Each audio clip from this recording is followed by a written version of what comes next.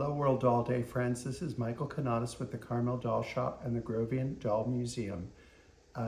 Today I am very excited to announce a first. This is going to be the first time that we have ever produced a complete doll making video. Now this is something that I know a little bit about how you go about doing it, but I actually don't really know how to do it. And I have with me here the very elusive, world-renowned doll maker Carl Armstrong. And we are going to show you I think a 20th century masterpiece of a doll that was originally created by Nicholas Bramble. And through the Bramble estate, we are able to reproduce this amazing piece. And Carl, do you want to tell them a little bit about what we're going to be doing? Well, we're going to do start from finish, the entire doll, showing the molds, showing the casting, the cleaning, the firing, and all the painting. And this is Lily. And what I think is unique is that Lily predates a lot of the work that people are doing now. Yes. Yet, and as far as design-wise and articulation, but she's something from another era of production as far as the techniques. Don't you agree? Yes. I mean, you would know. I'm saying that like I know, but I learned from you. She may have been produced over 40 years ago, but the design is innovative. The painting's totally different than anything I've ever dealt with. And her total look she's just exceptional. Well, friends, sit back, and it doesn't matter whether you're ever going to make a doll or not. I think that you're going to find, seeing Carl work, it will be a complete revelation for you to know what it takes to create dolls of this type and dolls from long ago. So I hope you enjoy this segment of how to create a doll. Bye-bye.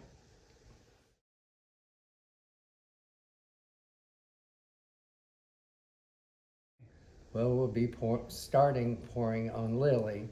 We're only going to pour her head and her torso because they are a little more involved than the normal molds because of all the detail, and they are multiple piece molds. So first we're going to pour the torso. It takes longer to pour it and for it to release, and there's more steps to it. So we'll begin with that. We'll be using Bell's Blue White Porcelain.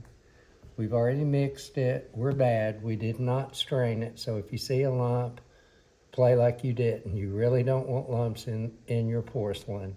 But since this is a demo, it's not really going to matter. So we have thinned it with about a half a cup of very hot water.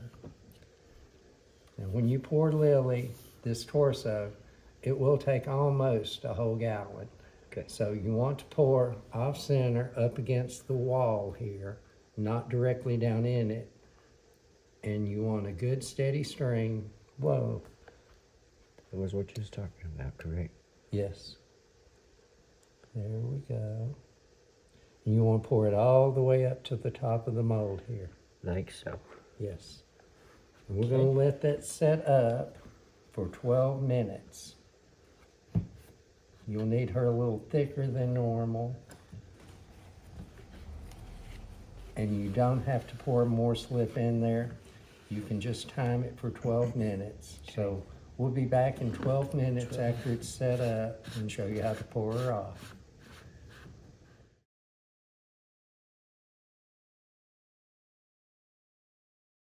It's been 12 minutes and we're ready to pour off Lily's torso. I forgot to tell you, always keep the lid on your porcelain as soon as you get through pouring in your mold. The atmosphere and air will dry the porcelain out and make it thicken. We don't want that to happen. So take your lid off and we're ready to pour her off. We're going to go the shortest route, which will be basically on one of her hips. So Tommy's going to do it. Start off. Oh, you can see it's already around the edges, isn't it? Oh, yes. And since she's got such a large opening, she's easier to pour off. You don't have to use anything to help drain her. Looks like she's keeping a lot of it, Carl. Well, it takes a good bit. 12 minutes when you cast in porcelain, that's a long time, but we have to have her thicker than normal to go through the firing without sagging. Okay, and we're going to prop her up also on a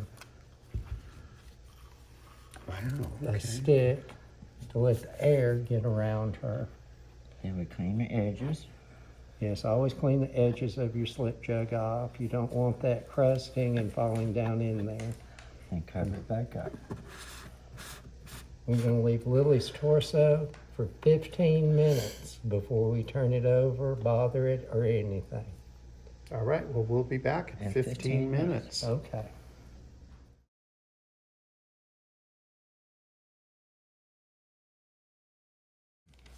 Hi, everybody. We're back, and Lily is set upside down for in between 10 or 15 minutes. I've turned her over. I've cleaned off the spare. Now we're going to take this is parchment paper or wax paper. Lily is a different mold. To keep her from drying out, she will crack around her waist. She's not ready to come out because she's still too wet to support herself. We're going to take either wax paper or parchment paper. We're going to put this in here. We're going to press it down into that wet porcelain around your pour gate.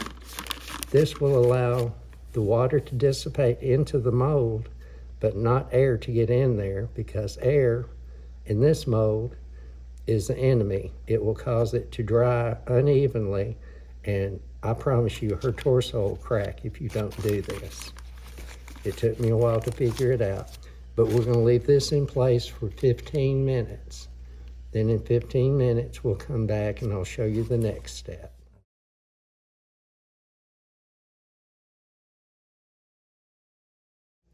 Okay, it's been about 15 minutes that we've had this paper in place. Michael, if you'll come up here, look around here. Oh, wow. We see that it's pulled away. Uh-huh. So where it's not pulled away, we'll back this off, go around here and loosen it. Now, I'm going to take my fettling knife and I'm going to start cutting around the perimeter of Lily's torso. This is all the pour gate, so it's no good. We're going to take this out. Thank you.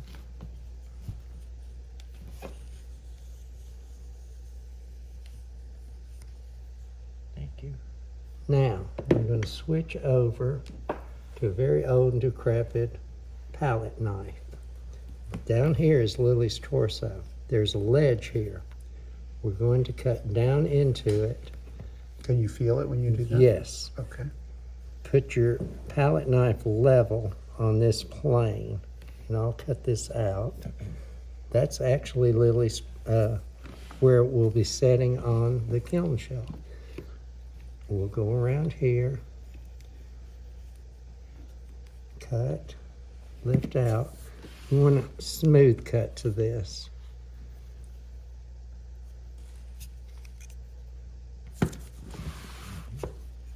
Carl, can you tell when you're doing this? You know it's ready. Yes. Just by cutting. Well, you can see. Oh, it's If it was pulling pulled away from up here, then the mold's doing its job. It's dissipated the water and pulling it out, and by that, it's shrinking. That's why we put the paper in place. As you can see, this is much smaller than this. If this dried too fast, it would start drawing in and it would start cracking. So that's what we've avoided. Okay. So now we're going to take a damp sponge. What I'm going to do, we do this in pottery and stuff, and some porcelain. We're going to seal the edges. I have a damp sponge with some water in it, and I'm lightly pressing and smoothing. This seals the edges, and it's less likely to crack or have problems in the firing, because this is literally what will be sitting on that kiln shelf as it fires. Okay, now we're ready to take the mold straps off and demold her. And I do recommend putting mold straps on a mold this big and not rubber bands. Yeah, it would be hard to get rubber bands on that, wouldn't it? Well, this holds it much firmer. Okay. The weight from the slip and any movement with a rubber band can cause the mold to open. You don't want that to happen, especially with this much porcelain. Okay, now I do know this is the front of the mold. I usually release it first. I'm going to take the very top section and we're going to pull that straight up. Oh, wow. Okay, wow. Oh, so far so good. Now, she has the two plugs. Her arms are up here, of course. When you release those, don't pull it straight out. You will need to release it and pull downward. Wow. If you don't, you're going to get into Yeah, we her don't- arms and deform them. Yeah, we don't want to You lose don't want that to happen. Now I'll repeat it on this other side. Lightly tap. There we go. Now it's ready to release. Oh, I thought it would. There she comes.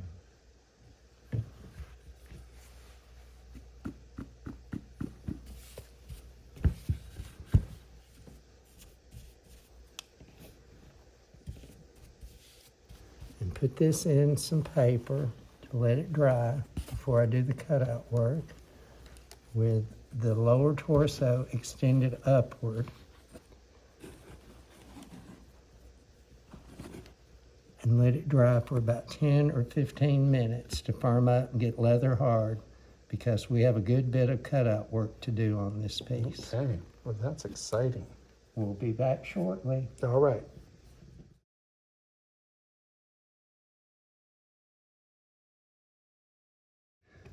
Okay, we're back now, and we've let Lily's torso set for about 15 minutes. She's now leather hard. So we're going to use a coffee stirrer, and we're going to go into her corset, and you have the indications where to make the holes. We'll go in. This, of course, will be laced with a silk ribbon, and we'll put the holes in for the lacing. That's the perfect size jewel, isn't It is.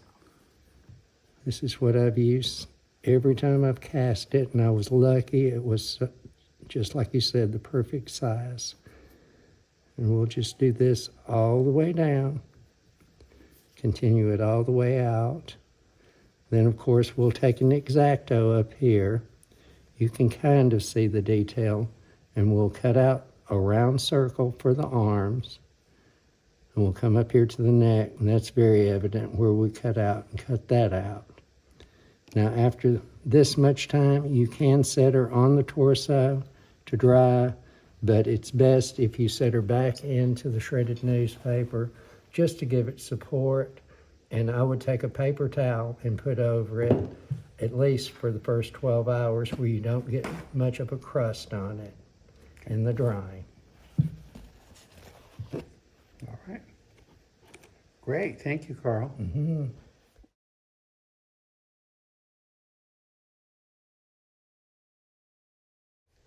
Hi, everybody. Now we're going to pour Lily's head. The mold, as you can see, is a multi-piece. It's 1, 2, 3, 4, 5 pieces.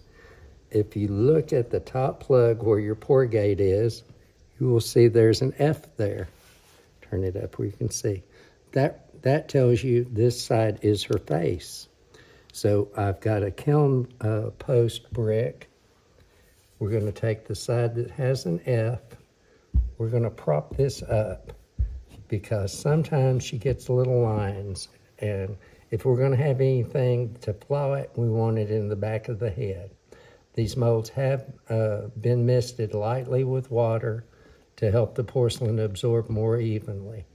So, okay, we have her propped. Of course, we're pouring her out of Belle's Blue White, and Tommy's now gonna pour the slip in.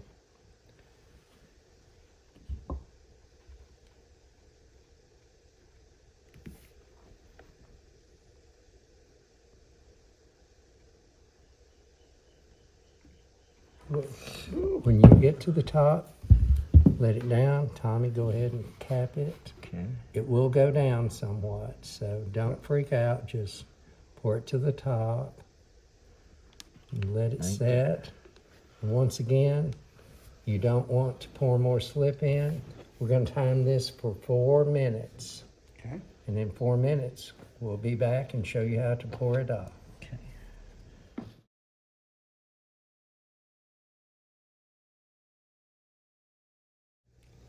And we're back now after 4 minutes, and we're ready to pour Lily's head off. I have a fish pump here with a coffee stirrer I've attached. This will help drain her out. So go ahead and start pouring off. We'll put this up in there. And the reason we're doing it, don't take it too fast, is you want the porcelain to come out evenly, or it might collapse. By putting air in there, it's forcing the porcelain out and displacing the porcelain with air, so it won't collapse. Carl, is this a tool that doll makers normally use? They do on the ones that have small pour gates like this one Okay. to keep it from collapsing. Okay, you can turn it over. Now you should see the slip really coming out. The main thing is to put that up in there and not touch the casting as much as possible. So this is really kind of a two-person job. It works easier. Okay, go ahead and turn it all the way over, Tommy, Okay. if you would. She's all the way I up. think we've got most of it out. Lily has a pretty deep well around her head. If you'll let me take it, Mr. Tommy. Yes, sir. We're going to take the mold and we're going to turn it Oh, wow. Okay. around a little at a time. You gotta watch. Carl's got some moves. He knows how to do that. This gets it out of like underneath her chin and out of the back of her head. Very good. Very good. Sometimes I'll shake it around just to make sure. Then I always look up in there to make sure we don't have a clog with the slip. And we don't. See, there's more trapped in there than you would think. Yep. So slowly tilt it, pivot it, and turn it to see if there's any more slip to come out. And it looks like we've got it now. We did. So we're going to set this down, pour gate down, invert it on a small incline. This is a chopstick. So we'll let it sit there to rest and for it to firm up for about 10 minutes at least before we try to open it. Okay. That was fun. And we'll be back as soon as the mold's ready to open.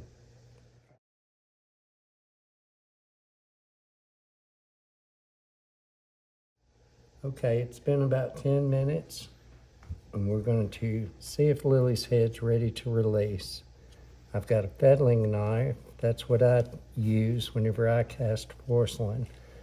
And I'm cleaning out the pour gate. I'm going to loosen it by going around the edges and pulling all- out the spare is what it's called. It's really already set, hasn't it? Yes. I'm perplexed, gobsmacked. Really fast. Be careful how far you go down in there. You can see I've got it cleaned out basically all the way to the base of her neck. So now we're going to take off the bands and see if she's ready to come out and play. Yay. Oh, that's nice, isn't it? That's her neck. I know her neck. I Now- can see her ears. I will turn her around. This is why we prop her. Sometimes that's called a hesitation line. So this can easily be cleaned down. It's going to be under her wig. Main thing is we don't want it in front of her face. It doesn't look like there is any. No. So we're going to turn her face up, release this last rubber band.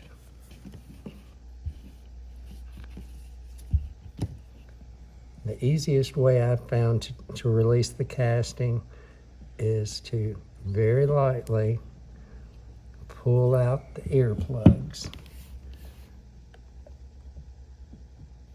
You want to come straight out, because if you don't, you'll get into the detail of her ears. But your ears are beautiful, Carl. Yes, the Good sculpting on is you very guys. deep. Then you pull very straight up. And there's Lily. Oh, wow. Oh, that's fantastic. And of course, Yeah. she doesn't have to have anything cut No, out, does nothing's she? cut out on her. Zipper. And we take a paper towel, lay it on some So I can see. chopped up newspaper. And let her They could set. use anything soft, couldn't they? True, you can use polyfill, anything like that. So, okay, you're not in your normal studio to do this. What do you think the results of this are? For what is this what a normal result for this would be? Because Yes. I don't know. I've never seen this. Oh yes, of course she's still wet. It's very easy to fingerprint her or squish her. So you have to be really careful handling her. If it's not firm when you take the earplugs out in the top of the head, leave her in there 4 or 5 minutes. It won't hurt, and she'll firm up. You want her what's called leather hard, where you can handle her without her deforming. Wonderful. That was fun. So, what would you say is the with this mold, which it looks like you didn't even use it? So I can see that Tommy is brushing it. Is that the key to keep it clean? And Yes, you always want to keep any debris, any dust, any loose porcelain from falling into that. there's not a thing in it. No. No, but you just want to make So, sure. there's so not. this is a very good quality mold, I would say, huh? Yes, especially for one this detailed, which Okay. is not easy to make. Well, that was exciting. And That was really exciting. I will show you how to put this together. A lot of people have never poured multi-piece molds. This mold in particular, I would set the back of the head in first, then the front. Just slide it in there. Then each ear where it goes. Be very careful because these are sharp little edges And you don't want to. and it's plaster. It'll don't want- break easily. It's a break. Then take a rubber band, strap her this way first. And those, I imagine, come with the set. Well, no, you'll have to have that. They come strapped, but those are not usable rubber bands. They're mold straps. No, but I Which mean, we have does them it come with the when they buy the mold? Do they get the straps, or No. is this something mold doll makers know? Oh, all doll makers know you have to have rubber bands Okay. to keep it together. Then I strap them on the torso. one side and then the other. Never put the rubber bands close to your pour gate because they'll just get in the way. Yeah. But this way it can be picked up even though it's 5 pieces, and you don't have to worry about it slipping or breaking or anything. Is it beneficial to the mold the more you use it as far as helping cure it, or does that not matter? You really don't want to cast a mold over about 4 times a day. Okay. Then it needs to rest one day and let some of the water evaporate out, and it's ready to cast again. Okay. And when you do lightly dampen it, you only do that your first casting because the mold is basically a catalyst to pull the water out. So after that first casting, you've got water in there. So you got to let it dry. Yes. Okay. Let it rest. Mm-hmm. Well, most doll makers have plenty of molds to work with. So This is true. all right. Well, that was exciting. Well, we'll be back.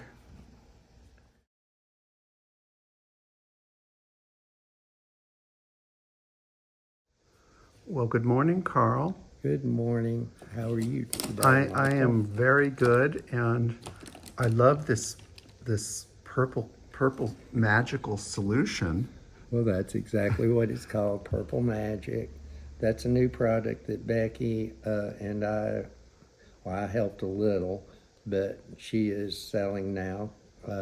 It's a solution that I've used for quite a few years to help wet clean. It keeps the dust away, and it gives you better results. And it makes cleaning a lot easier and a lot quicker. All right, and this is an important step in this. It is process. to me. I quit dry cleaning 20, 25 years ago because of all the dust and the mess. And as many years as I've been doing this, you don't want to get that not only everywhere in your studio, you don't need it in your lungs. And this is very close to the way the old doll makers used to clean. There was no dust in the old doll studios. They were smart back then. They knew to wet clean the greenware. So that's what I'm going to demonstrate today. Okay. So we've got Lily here. Yes. First thing I'm going to do is take one of Tisha Redder's or Tibbs wet cleaning brushes, and I'm going to go into the Purple Magic solution, flood my brush with it, brush out just a little bit. Then we're going to brush it very lightly on all of our seam lines. And you just do the seam lines. Yes, just your seam lines for right now. This will pretty much demagnetize the waste. So when it's cut off, it will fall just straight down instead of getting airborne. Okay, and then I'm going to take the tool that comes with the Tibbs kit, and I'm going to use the wooden side. We just lightly scrape, and you can see there's coming off, huh? no dust getting No, airborne. but it's kind of coming off like an eraser. Yes. Now, is this something that they can get from Becky too? Yes. Okay. Becky sells this also. I'm going to put a little more on here and just let it soak in. It evaporates really quickly. Then you have two sides. You have the metal side, loop side. I generally use that for larger seams or problem places. Now, on Lily, they've done an exceptional job, the mold maker, but one side will always be just a little higher. He had to do that to capture all the detail. So you really need to figure out which side is higher and clean down into the lower. If you start at the lower and clean up into the higher side, it's easier to dig a trench, and we don't want to do that. So I can go ahead and tell you the plugs on the ears are your high side. So we'll want to very carefully go in there, and I find the wooden side of this is easier. And we're just going at an angle, taking the high side down into the low side. And instead of going just straight with the seam, if you go back and forth at an angle over it, it tends to get it down a lot quicker and smoother. Then just take your finger and go across. You'll be able to feel if it's a clean slope by doing it that way and seeing if you need to take more off. Then we just work our way around all of our seam lines.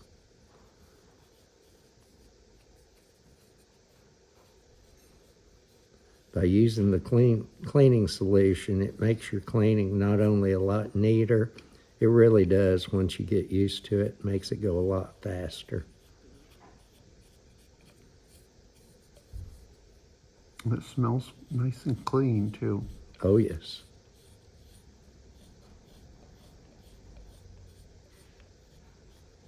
Now I won't go through all the seam lines because we need to get to the torso, since there is so much detail on it, and I will show you how to clean it. But first, now I've got these down basically the way I want them. So I'm going to take my Tibbs brush. This time I'm going to, you might want to get a close-up of this. We're going to brush into it and up against the side to make sure it's loaded well. Then we're going to go to a clean cloth. We're going to blot some of that out. We're going to go back and forth over our seam line.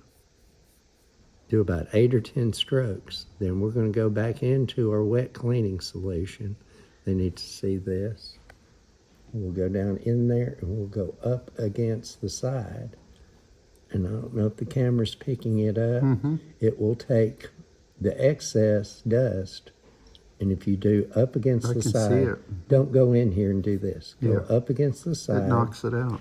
Yes, and it's demagnetized, so it's going to settle on the bottom of the bowl, and then you can get more cleaning solution, and it's clean. Oops, I forgot to blot. Blot it lightly. I apologize for the noise. It is a working day here, so they're taking things to the post office, etc. Remember, only do about 8 or 10 strokes. Blot it out lightly. And go over, I call it a crosshatch. Go back and forth over your seam lines. Then blot out. And you can see the dust literally coming out of that. So if the dust is in your bowl, it's not going to be on your piece when we put it in the kiln to get airborne and fire and settle on top.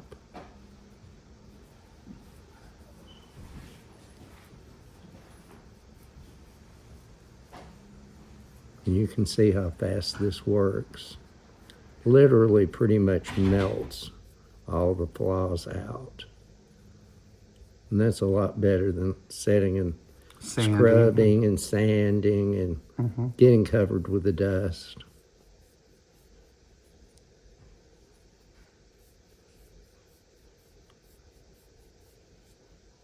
You can see most of the seam lines are now gone. They're gone. So, enough on her head. Always clean your seam lines like that.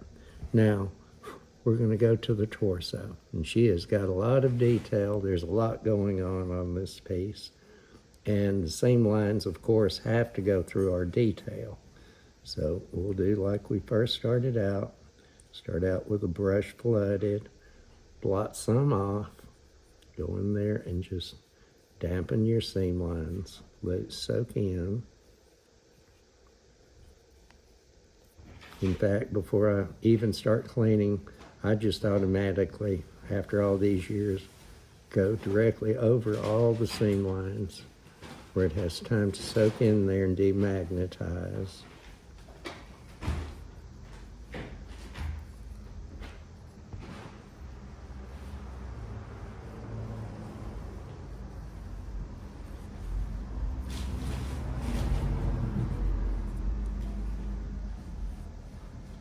Don't worry if this runs on the piece. It's not going to cause any flaws or anything because it dissipates so quickly.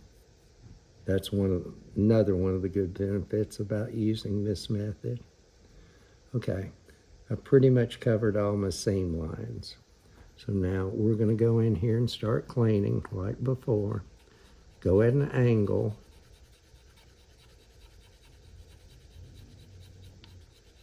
Now you're giving it a light touch, you're not Oh yes, I'm not going in there and really, scraping down. no, we don't want to do that. It just comes right off, Carl. Oh yes. Once again, always before you go into it, feel and see which side's highest. I can tell this side's higher than this. So we're going to go at an angle from the high side and slope it down into the lower side.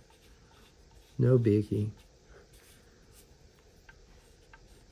And go down with our seam lines. And I do tend to use the wooden side more than the metal side, it seems. It just will conform. Of course, this is good for getting into tight spaces, which I'll show you on the detailed part of this. it's probably going to be easier to go in here. And once again, don't just go straight with it. That will tend to open your seam lines.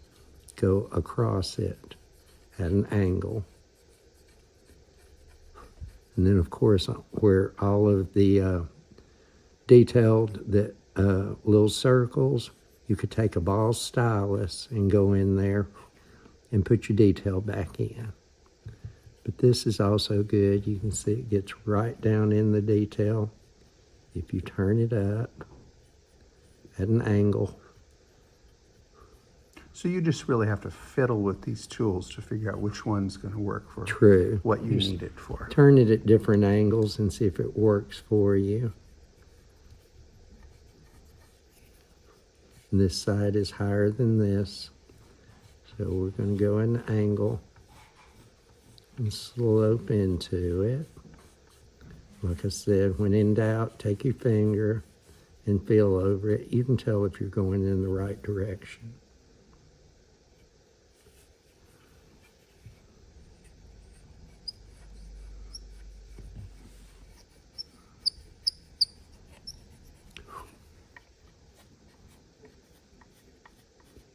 And this is one time you can blow your dust and not feel guilty. It's going to end up on the table. It sticks, yeah.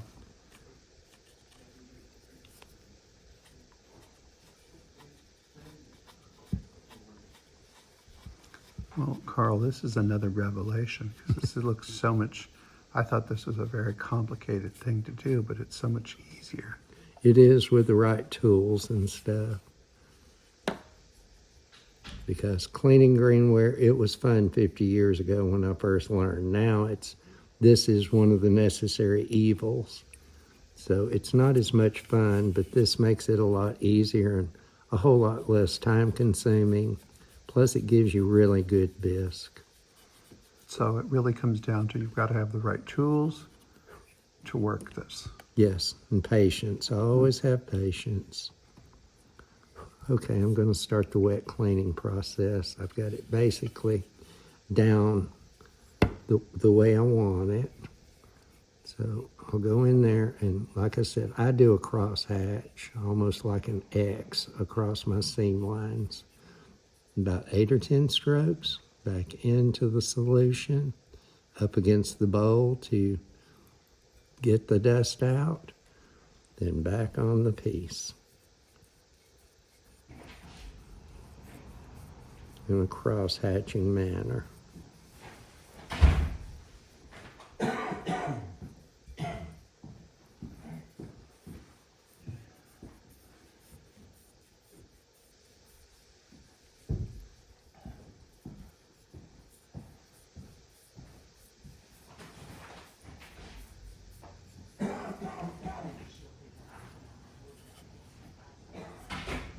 Conform that brush to your detail.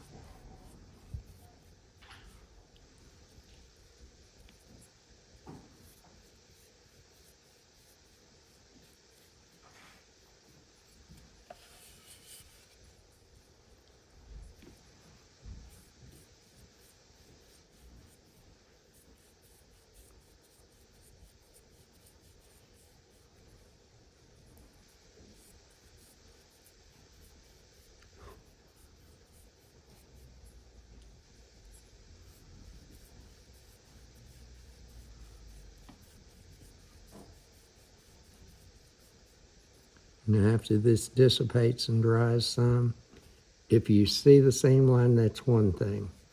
But can you feel it? Mm-hmm. You can't feel a seam line.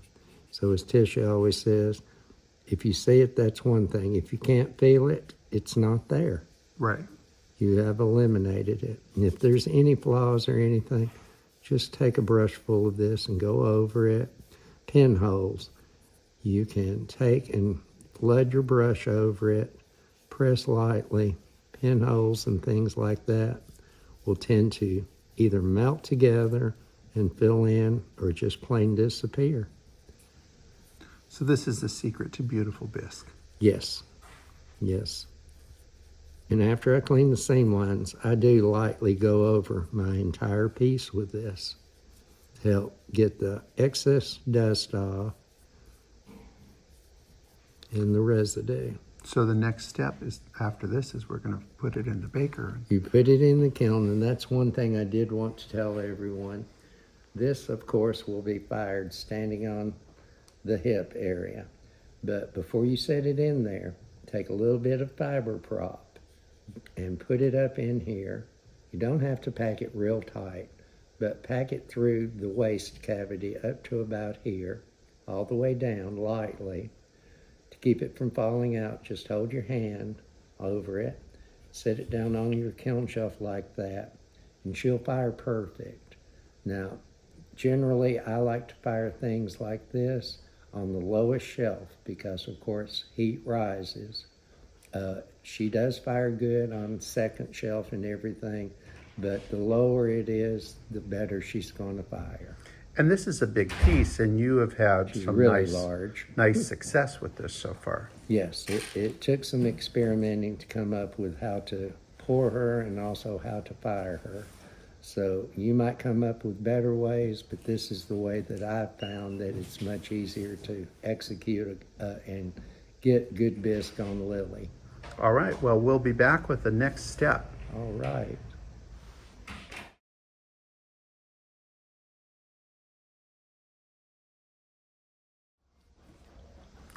Good morning, Carl. Good morning, Michael. So it looks like we have poured Lily, we have cleaned Lily, and it looks like you've got a blank tile there. Oh, yes. So what are we gonna do next? Well, the first application we're going to do of color today is Lily's flesh, and also we're also going to put white on her corset. Okay. So this is the first step? Yes, this is the flesh tone that we'll be using. So would you recommend to the makers out there that they should start with the torso first? Yes, that's the most involved piece that you're going to do on Lily. Plus, there's going to be 5 or 6 firings on it. Okay. It's very elaborate. So it's best to just go ahead and do it first. Everybody always thinks the head is so involved, but Lily is an exception to the rules on a lot of this. Okay. So what kind of paint are you using? We're using one that Becky Decker of Bell Ceramics and Porcelain, she's made a custom kit. We're very fortunate that she's done this for us. And it's all the colors I chose, and some she and I both collaborated and mixed just for Lily. Okay. So it's a custom kit. So if you buy this, you have everything you need to. Oh yes, you'll have every color, and plus she's created a new media for me, and I'm really enjoying it. What is media? Media is the liquid. It can be water-based or oil-based, and I've chosen oil-based to make our colors not only liquid, but movable when we paint them on. So that's what's in that little vial there. Yes. You don't need a great deal. Now on Lily, once again, she's an exception. We will use a good bit of media on her. Okay. The way that Nicholas painted Lily is very unusual, and it took me a while to figure out how he got the watercolor look, is what I would call it. He kept his colors very translucent, very airy, which is in keeping with the era that Lily was intended to fit into, the early 1900s. She's very romantic looking, really, the way he executed her. Well, I think she's an incredible item. Let's see. Let me get my Sharpie and I'll write on here. That is so clever. When you paint as much as I do, you lose track of colors, and it's just Well, easier when they to dry, do this. don't they change how they look? Yes. Okay. The first thing we're going to do, I'm a messy artist, so I'm going to put some media out. We're going to apply media to all the flesh areas. This just gives us a movable surface and helps us get the color on even and makes it flow a lot better. You don't need a whole lot of media, but you do want to be fairly generous with it. You don't want it to puddle. A nice little even coat, as even as you can get. And you're using a makeup sponge to apply that? Yes, yes, we'll be using a great deal of those today too. Of course, they didn't have this in the old days, but we're very fortunate. We've came a long ways with things to use and a smart doll maker. Always find things like makeup sponges to make our life easier. It might not be what it was intended to be used for. If it works, hey. True, and it makes our life just a lot easier.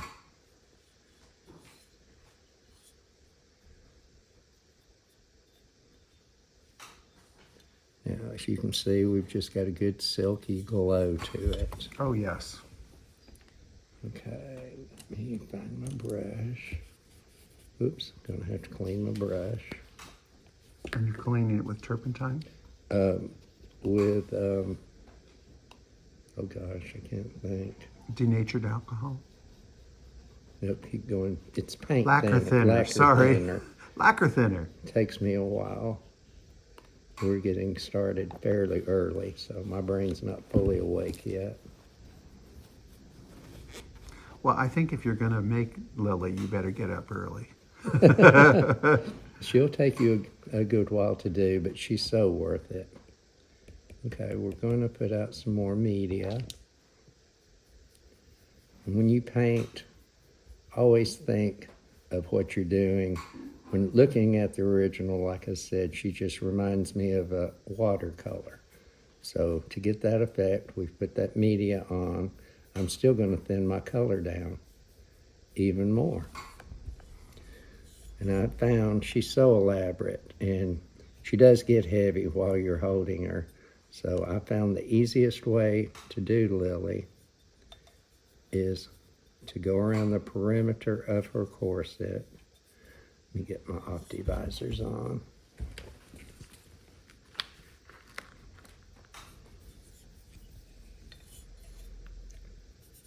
Go around the perimeter of her corset, because this one we will be doing quite a lot for this first firing. We're going to be putting not only the flesh on and pulling it out with our China mops, we're going to be putting white right up against it on the corset. So the main thing we're going to have to watch is not to get our hands into what we've already painted.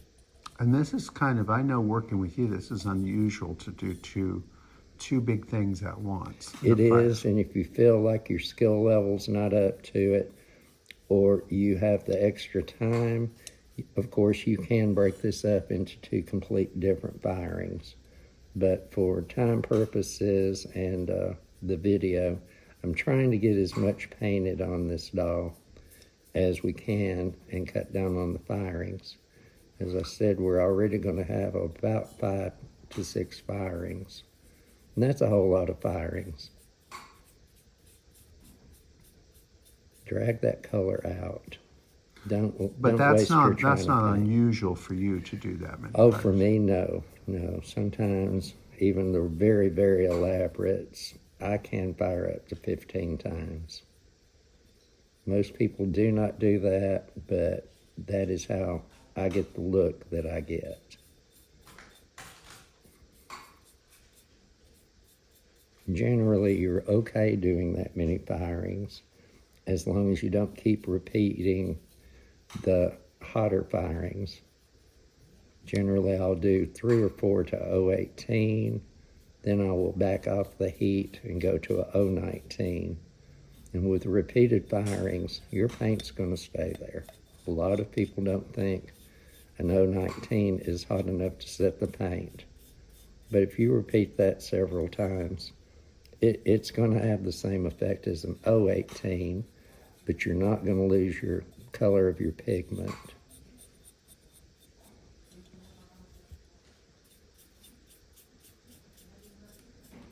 Like I said, keep dragging that color. The media that we've put on there will allow you to just keep brushing it out and get it nice and thin. Doesn't have to be even. We're going to go back with a China mop. But You're just trying to get it on. yes. And then because you've got a big surface there to.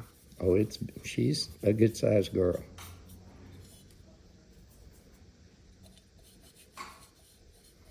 We just don't want her to look like she's went to a tanning booth and No. had a bad experience. No, and this color of flesh is kind of misleading. Whenever you first mix it up, it's like, my God, it's an orangey pink. It does calm down in the firing. And we're going to be taking probably half of this color off. So that's why I said just keep pulling that color and try to get it on as even as you can.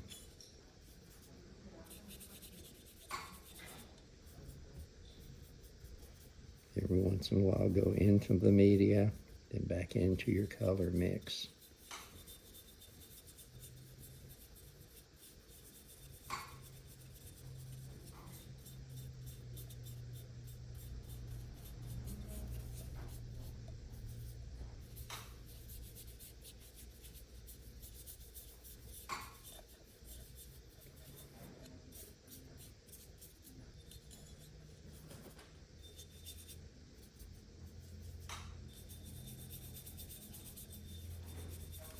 A lot of people don't like to put overall washes on, but to me it's very peaceful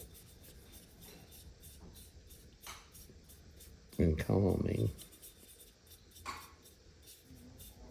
Plus it gives you time to think about what's coming next. And with Lily, you got a lot to think about. You've got a great deal to paint. There's a lot to cover on her. More that meets the eye, really.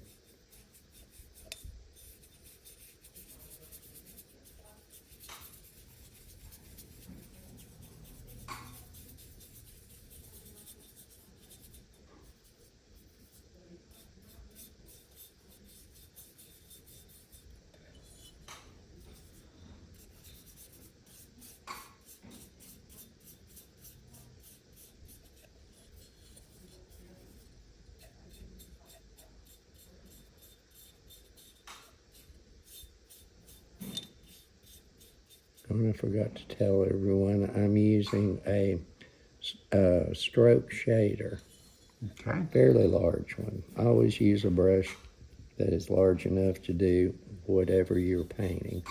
Don't use one that's too small. It won't perform as well, and it's going to take you twice as long.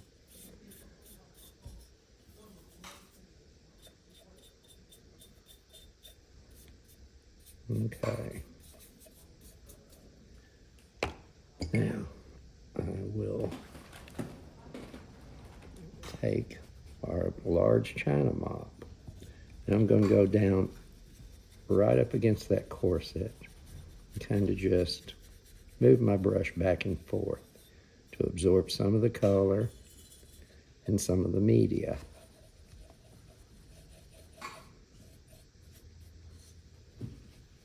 Every once in a while, I will wipe my brush out whenever I do overall washes. You can use a cloth. I'm using something most doll makers don't because it attracts lint. I'm using a plain old paper towel. It works for me. Just be cautious, and if you see it leaving residue, go to something else. My friend Joyce Murch, she always taught me to use a coffee filter. Really? And they work really well. They have no lint. So you use what you have is my basic suggestion. Now, as you can see, I'm polishing it out. It's getting lighter. It's getting more even. It's looking like a real person. Well, that's thanks to Nicholas. His knowledge of anatomy is absolutely astounding. His every muscle, every bone in this. And this overall wash just, it brings it out so much. And of course, we'll be going back and shading, which will bring it out even more. He was phenomenal with the sculpting, with the painting, with the concept of what he did. He was truly, he had to have been a genius. And also in the mold making. This mold, at any stage of a doll maker's career, would be challenging. And he executed it so well. And Becky has came through and given us a really good mold, because nothing has been lost in the transfer from the original to this. I know I've handled that original so much now.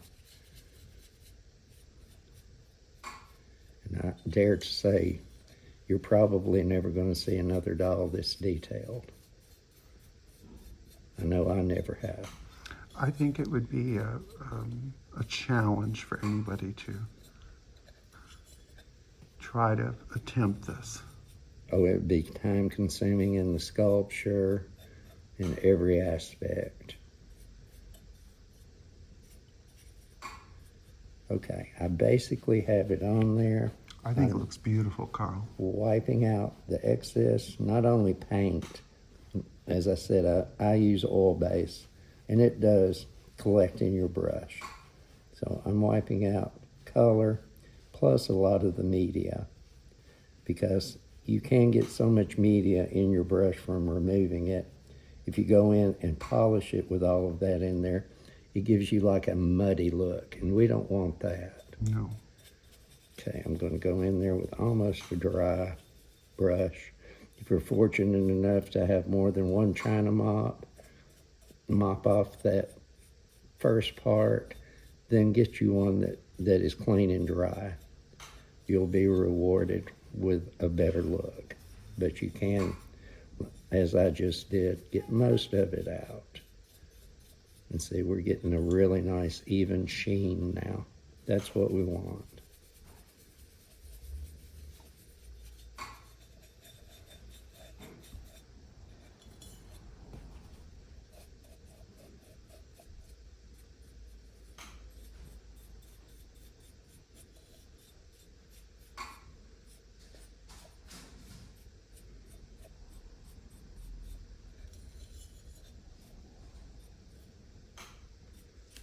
Okay, I'm pretty pleased with the way it's looking now. I think it looks great. If you do have little hairs here and there, which it's going to happen, just take your brush. Instead of holding it this way, hold it at an angle and just pull up, wipe out on a paper towel, because you don't want to leave little hairs there. Sometimes in the burnout, when it's firing, your China paint will leach onto that hair and leave a little bit of a demarcation. So try to make sure that you have all the little hairs off. Okay. So what's the next step now, Carl? Next, we're going to get the residue of the flesh off the corset, because we're going to be going into white. White is not a color most doll makers really ever use that much. Of course, if you don't have white bisque and you're painting eyes, you would use white China paint to paint in the white of the eyes. Well, that's a small piece. This whole corset, though, we don't want to get a color merged into it or anything. And white, I will be serious, is not the easiest color to use. You can't really see it as it's going on. And the main reason I'm using it, when you first sent me the original Lily, I was kind of puzzled at how he had got the effect on the corset because it truly feels like satin. So I thought he had put glaze on it. Then the more I looked at it and studied, he had used white gloss china paint to get a surface and then painted on that with other gloss. So And that's how he achieved his satin look. yes, and after you get this white put on there and fire it, you'll notice the difference in the feel from the not only sheen to the corset, the glaze-like effect. If you run your hand over it and then just the plain bisque, which of course this flesh is matte, the contrast of the feel and the colors, that's part of making Lily look like Lily. Now, what are you doing now? Okay, where I butted it up against the corset, I'm taking the flesh residue. Oh, you're doing a little cleanup job. Yes, Okay. because that's another thing in studying the original.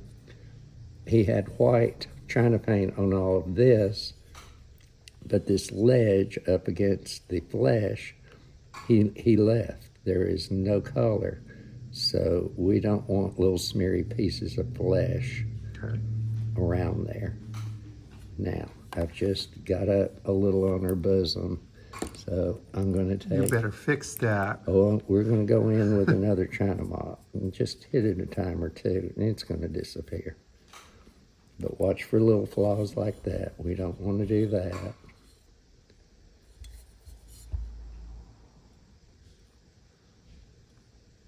So we'll go around this whole top. As a costumer, doll costumer, I'm really not used to dealing with breasts because most dolls don't have them. Oh, Lily does.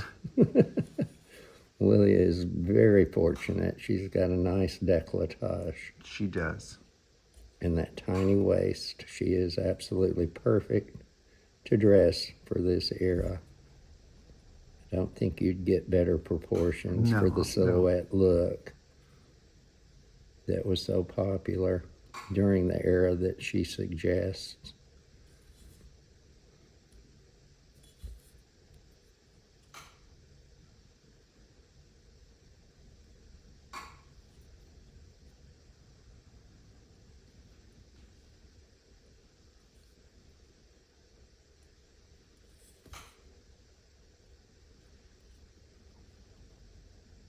Okay, I've went around the whole top. You not only want to check right up against there, look around the outside and make sure you don't have any traces of flesh there. Because like I said, white is not an easy color to utilize, so we don't want any little strays there when we get up to that part to paint and have to wipe it off, clean our brushes and everything else. Okay.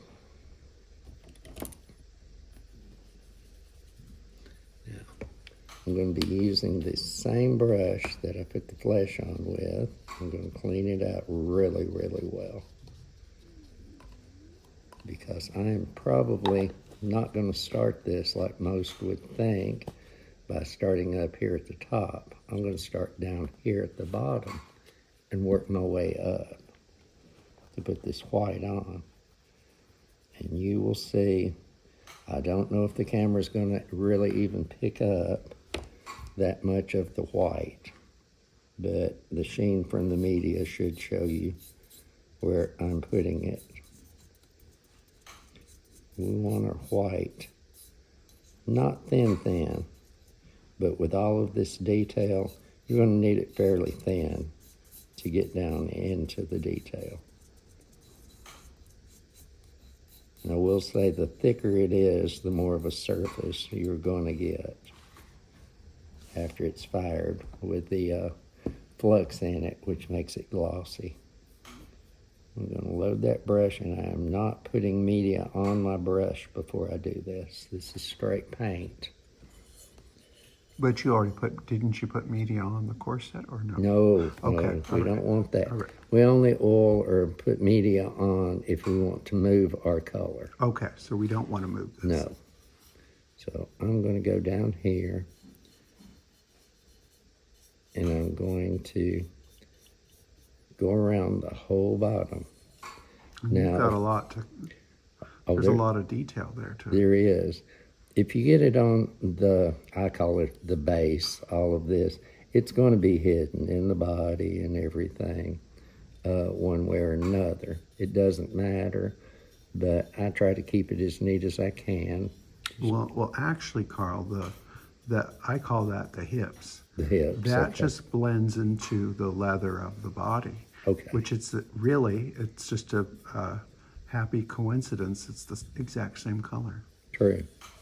But this will be just a little bit whiter. And I don't think we've told you, but those holes have now become the holes where her garter belt is going to go. Oh, that's so cool. No, you haven't shared that one with me. Which that's totally in keeping with a With her time beautiful frame. woman, yes, of that era. Because a proper woman would have had. Oh, totally Rosary. had garters. Let's face it, Lily is the complete fashion statement. She is. So you would utilize everything that a real woman of that era used. Okay, I've come up probably almost to her waist. I'm done with the brush because there's an easier way to do this. We're going to get a makeup sponge.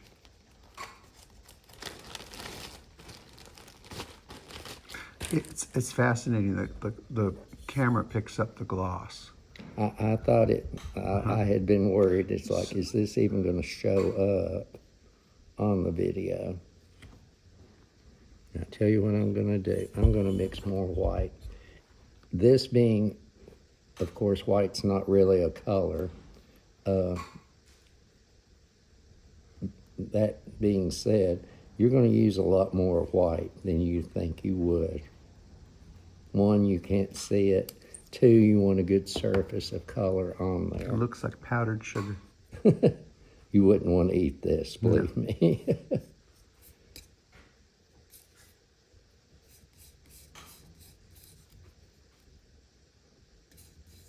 Like I said, you don't want it water thin, but you don't want it thick either.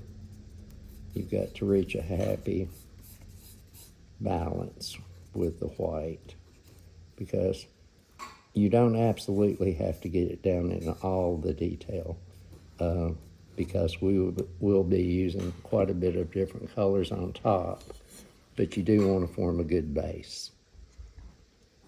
Okay, go in there with a good sponge full, and I pretty much just pounce. Force it down in there.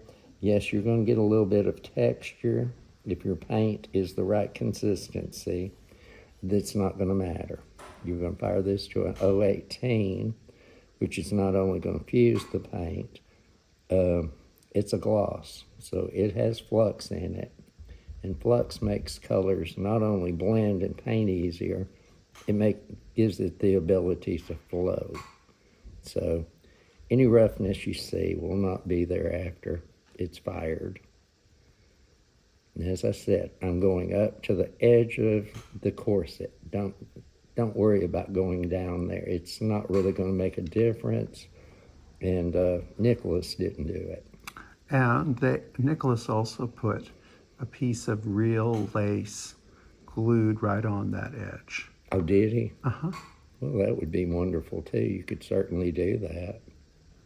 Of course, Just enough to cover her little bits. No, we peeled that off before you got that, just to. I was going to say I only got, forgive the words, her carcass. She was in pieces whenever I got her, But Carl, they could actually put porcelain lace there too, couldn't they? Oh, you certainly could. You could process lace. In fact, you could process lace and lay it in over what I call the quilted parts on this, and she would be stunning that way. That way, If I did all of that, I don't know that I would dress her. Well, I think she's wonderful not dressed. Oh, I do too. And since I found that wonderful bathtub, I think I'm gonna just plop her in the bathtub. Well, she would be so cool. Put the foam up to her Décolletage. décolletage, and Let's see, I'm having to mix more paint. Like I said, white is a color a doll maker seldom uses, because the piece will just eat it up more than a regular and in color. this kit that Becky's put together, they have plenty of white, don't they? Oh gosh, yes. You won't, it's going to take you a while with the kit she's put together to use all of the colors. Some of them we barely use, but it was in keeping with the way he had painted Lily. So we did have to have certain colors that you'll only use a small amount. This white, though, is one that you're going to use a lot of. What do you estimate in this paint kit? How many dolls could be made off of it? Oh, goodness. Of Lily's, you would probably have to replace your white, because, like I said, this is one of those necessities to get this look. That's the color you're going to use the most of. I would say you're going to get, oh, goodness, 20 dolls. All right, that's maybe even more. Yeah, then with the it's rest worth of your having pigment. a kit. Well, it's just easier. You haven't got to go like I have to when you guys send me something. It's like, first you got to experiment, formulate what color that you're going to use. If you're trying to copy, like y'all get me to, what's in front of me. Yeah, you have to do it all by hand, don't you? Oh, yes, on my little color chips.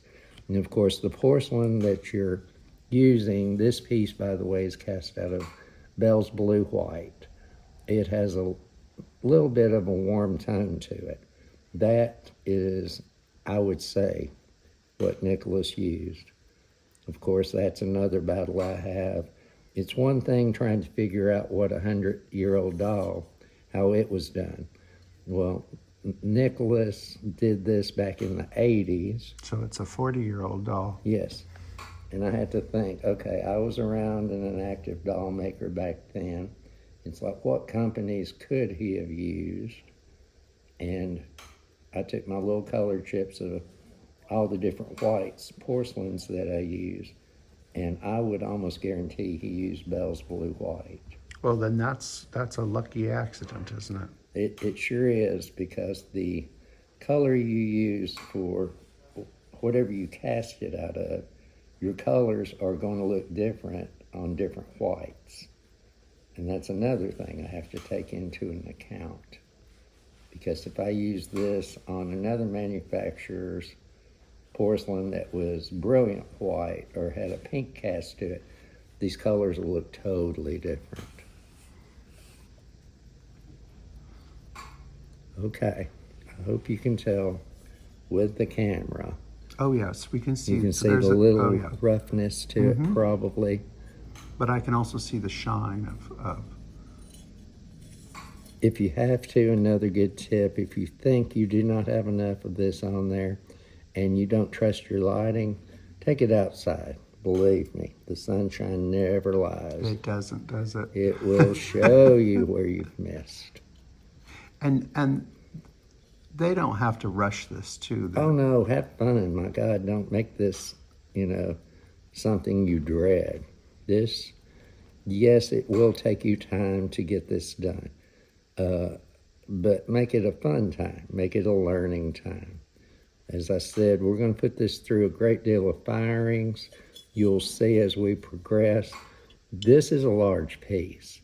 It's not heavy, but you're going to be holding it pretty much like this or up here after it's fired.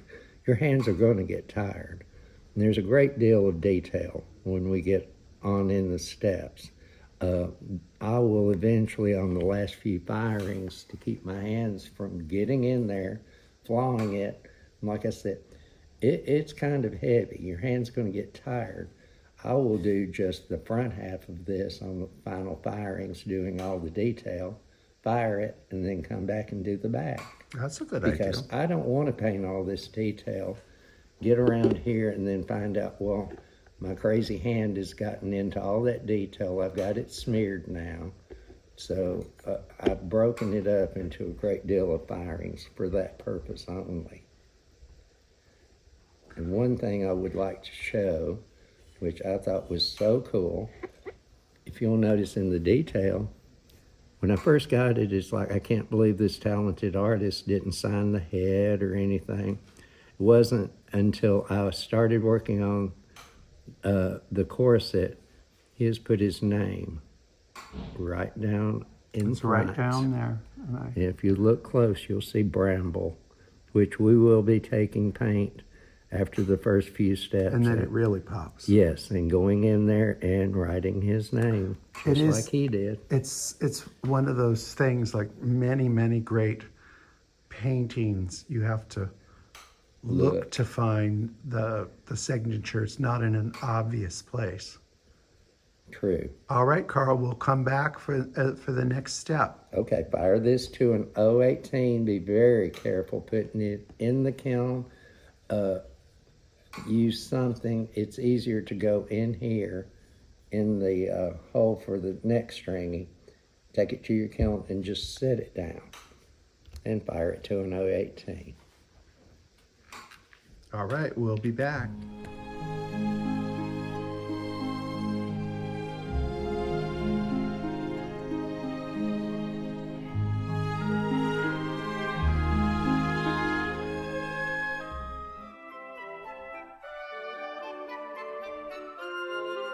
Remember to like, subscribe, and hit that notification button.